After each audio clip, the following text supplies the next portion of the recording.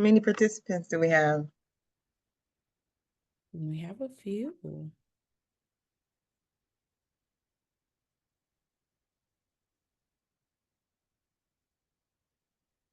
6, 5, 6. But we have 11 in the program. So I'm excited. Hello, everyone. We're just going to wait about 2 minutes, allow everybody to get in, and then we'll get started. And I'll kind of go through how we're going to be able to navigate this session.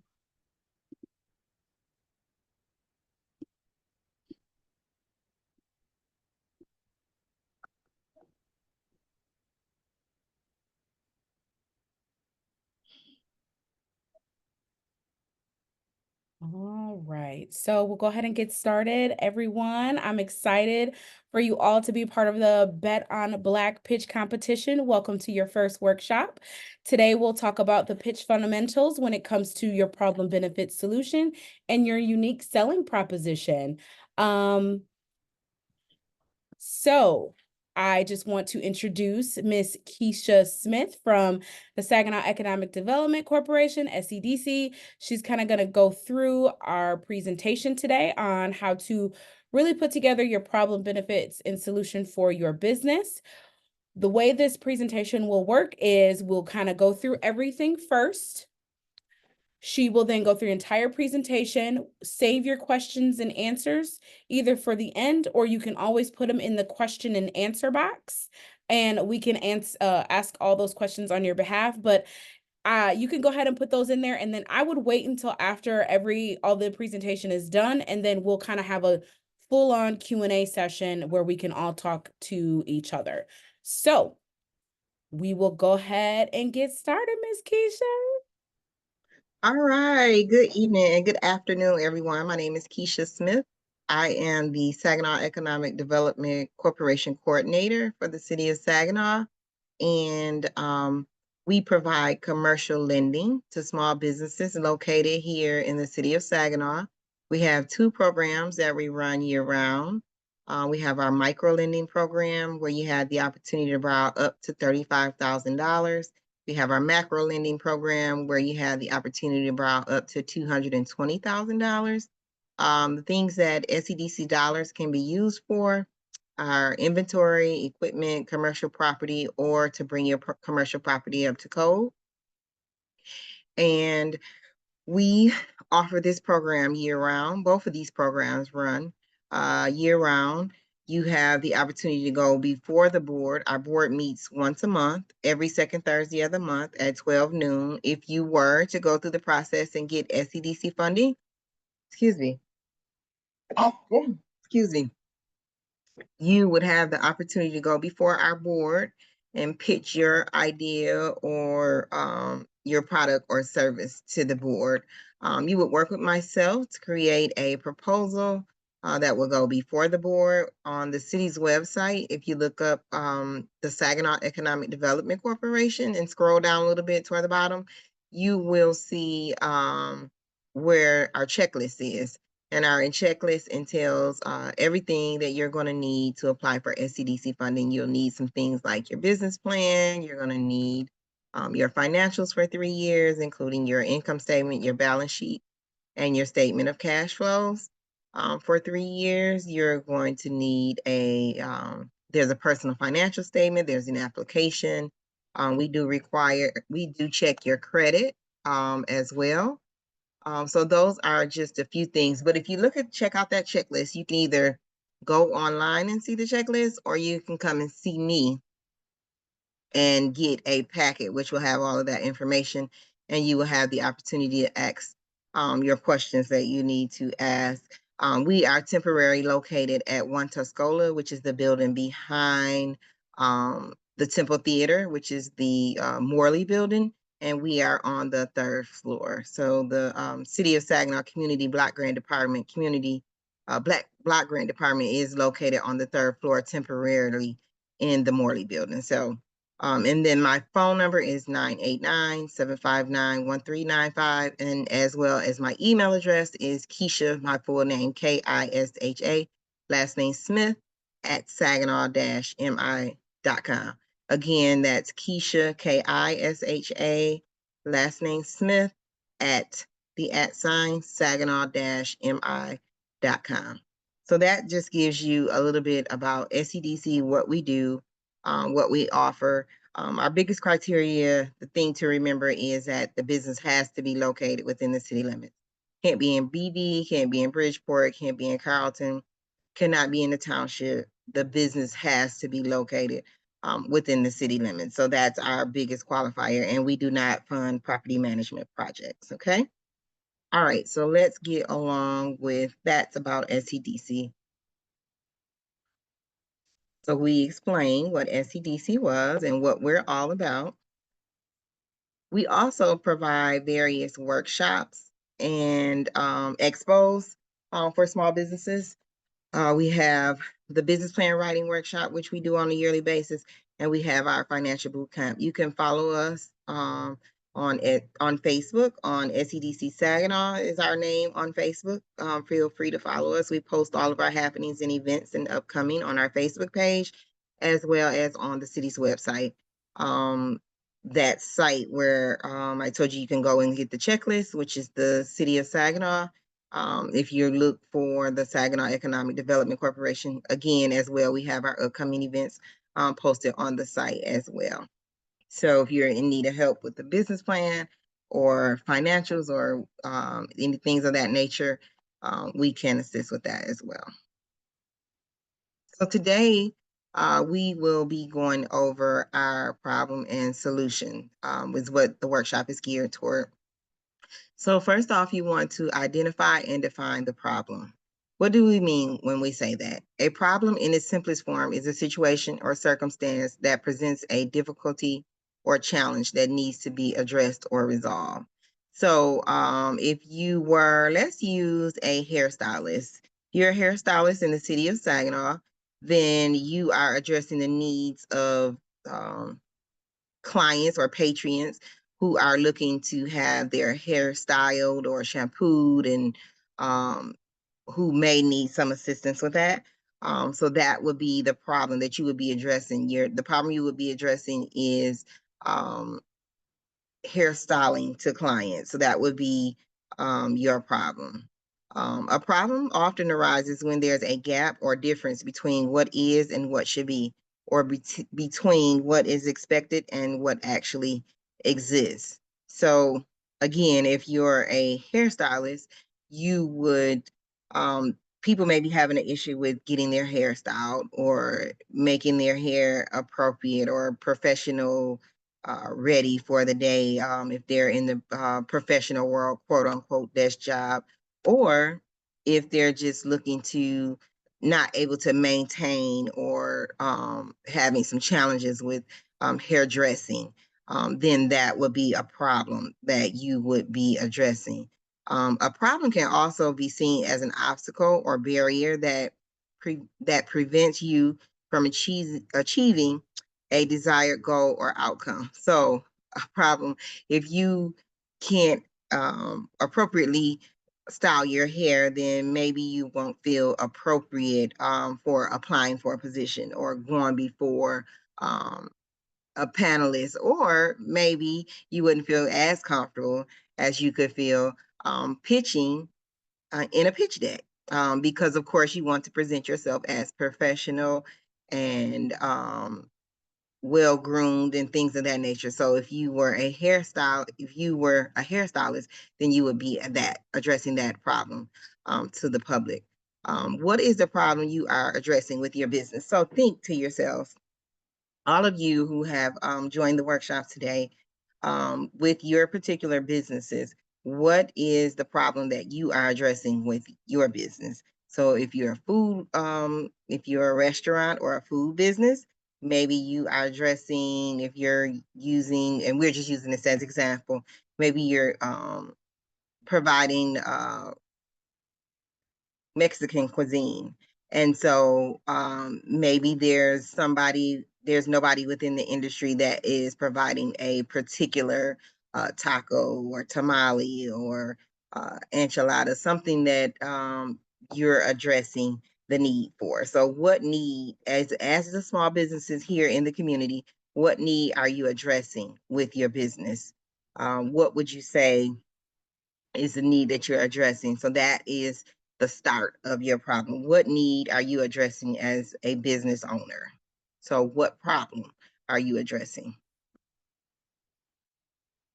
Once you have identified the problem, once you know what problem you are addressing, you want to quantify um, that problem. Quantify your problem. What does quantify mean? Quantify means to put a number to the problem that you're addressing. So if you were a hairdresser, again, so how many people, you could look up the demographics and see within our population, how many would you say would be in the need of hairdressing? Everyone could in the population be in the need of hairdressing, and be it a haircut, be it a hairstyle, be it a haircut. So both men and women. So you would have a large um, population that you could potentially be providing a need for. So when you quantify something, you're putting it in numbers. If you're asked to quantify the fingers on your hand, you better say 5. So what does that mean? So we all have 5 fingers. If we were asked to quantify the fingers on our hand, we would definitely say 5. So we're putting a number to a problem. So what demographics, what population would you be addressing by quantifying your problem? So if you're a restaurant owner and you're trying to quantify how many people would come out to eat your particular product that you are offering, your cuisine, then you would see how many adults then at that point would potentially. So again, that could be male or female. It's not specific in the restaurant industry. So you want to look up those demographics and see what those numbers look like. What does the county of Saginaw demographics, what does the number look like in the Great Lakes Bay region? So look at those demographics and see what those numbers look like so that you can quantify those numbers. What that allows you to do is know what your opportunity is as a business. Potentially, how many people can you serve? How much revenue can you bring in by providing a service or providing a solution to this particular problem? So in the Great Lakes Bay region, we talked about numbers again. So our population is 553,000, we'll just say. So within, they give a breakdown of the age distribution. So if you were looking for, let's say you have a infant, and you're looking for what demographics, how many infants particularly there are, so you can particularly see how many people will you be targeting. What does your demographic population look like for infants? So there's 27,717 infants and toddlers from the age of 0 to 4. You can consider that, but also you would want to consider what is the age group of parents of adults having children. And so with that being said, you can look at anywhere from maybe 20 to 29, or that 30 to 39 range would be having children at this particular time.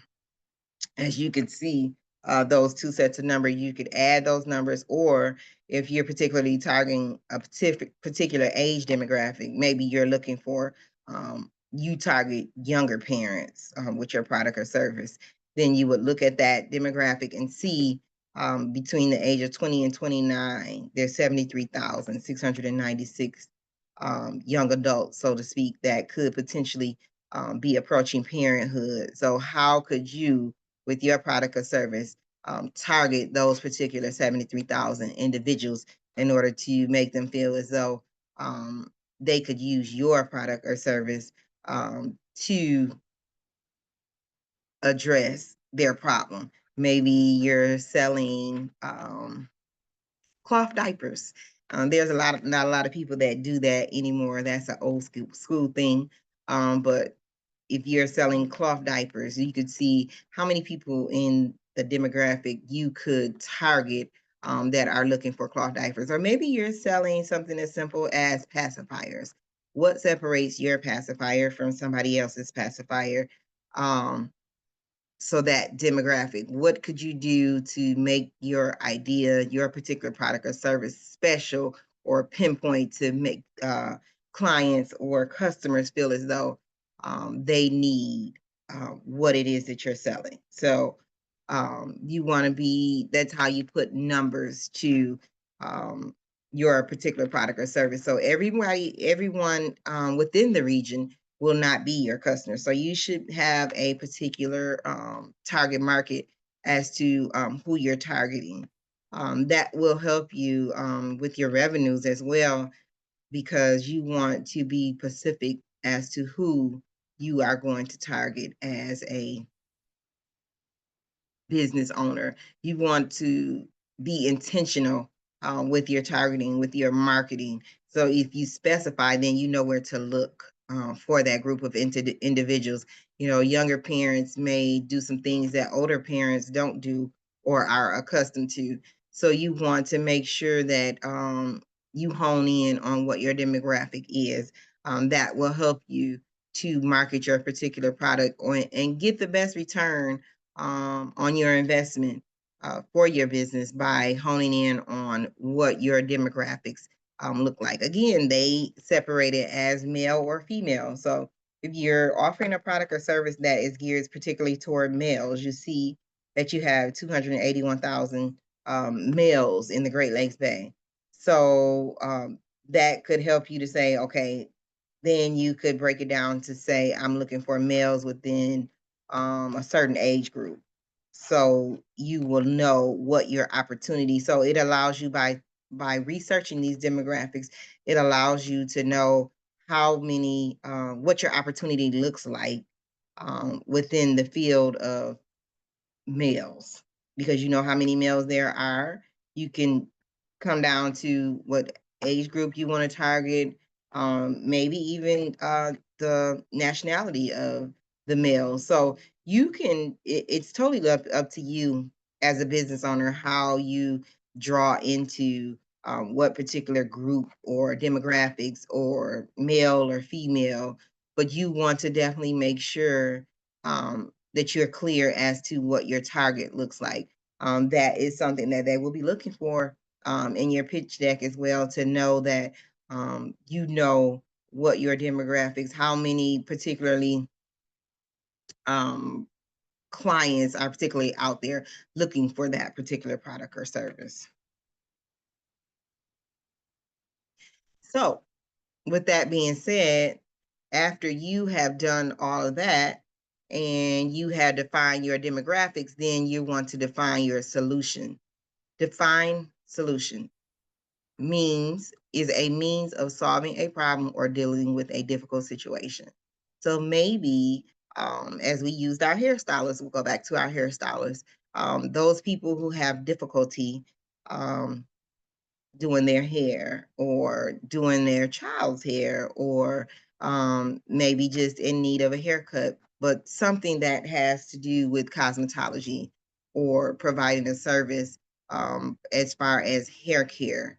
That for them, you as a stylist would be their solution to dealing with that difficult situation, because for them it's a challenge to style their hair or style their child's hair, or provide that haircut or that trim that they're looking for. So as a stylist, again, you would be the solution to their problem. So, and then if you were a restaurant owner, as we use the Hispanic cuisine, um, maybe you have some clients who like Hispanic cuisine, but aren't familiar with what it takes to prepare that dish or make up those particular cuisines.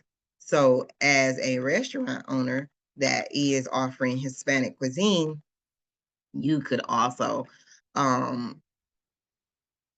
be the solution to someone looking for to take their family out or to provide meals for whenever they want to eat Hispanic cuisine. Maybe that person is not familiar with what it takes or the process or know how to cook that particular dish. So you want to emphasize some things on your business as far as what sets you apart from other individuals as well as other businesses. We know there's a lot of competition out there in the world, but you want to set yourself apart from those particular businesses. What makes you stand out as their solution?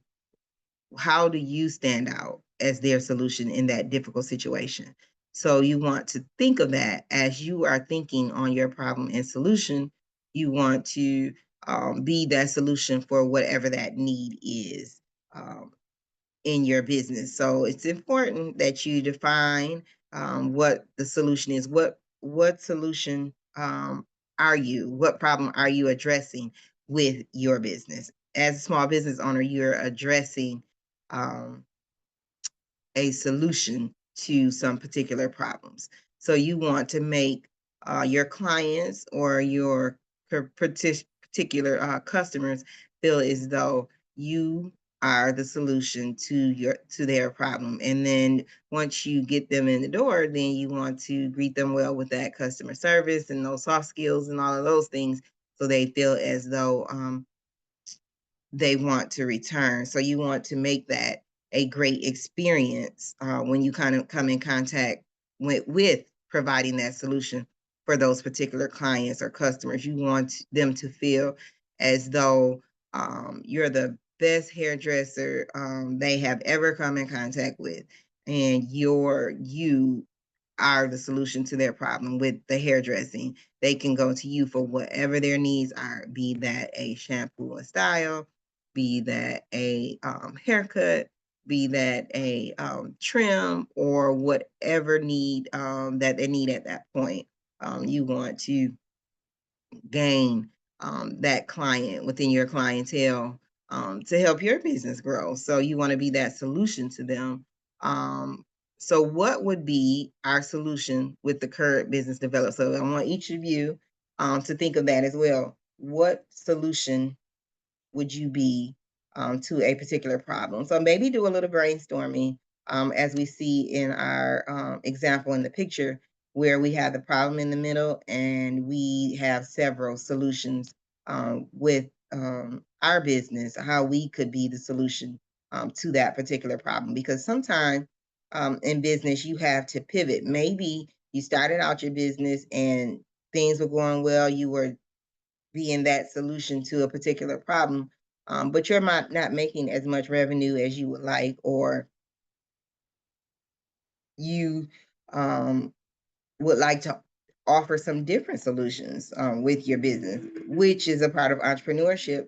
That is the advantage of entrepreneurship, because you have always had the opportunity to pivot and change or add additional service line or take away a service line. So I would suggest that you do a little brainstorming, put down several solutions. So that way you can hone in and say, okay, which solution is best? Which one is going to be most advantageous? Or maybe I have a combination of solutions that I use to address my business. So we want to just make sure that you're thinking that out and that you're well-rounded within that, because you could particularly need to make a change at any point, and that's okay. If you need to make a change with your solution by offering like a different line of service. If you're a restaurant owner, maybe you decide you don't want to just offer Hispanic cuisine. Maybe you want to offer hamburgers. Maybe you want to offer some American food, hot dogs, or maybe you want a combination menu. You don't want to just specify on a Pacific cuisine. So that would be fine as well, but you want to keep in mind, you don't want to go too large because of the expenditures that could be incurred with providing that solution. So make sure as a business owner that it's advantageous to you to provide that particular solution, and make sure that your price point is right, so that you're getting the best return on your investment. So with that being said, that is what we have for our problem and solution portion. And we are going to open it up for question and answer at this point. So if you have any questions about anything that I went over today, as far as the problem and solution or the demographics or anything of that nature, you can jump right in. So Courtney's going to take us into the question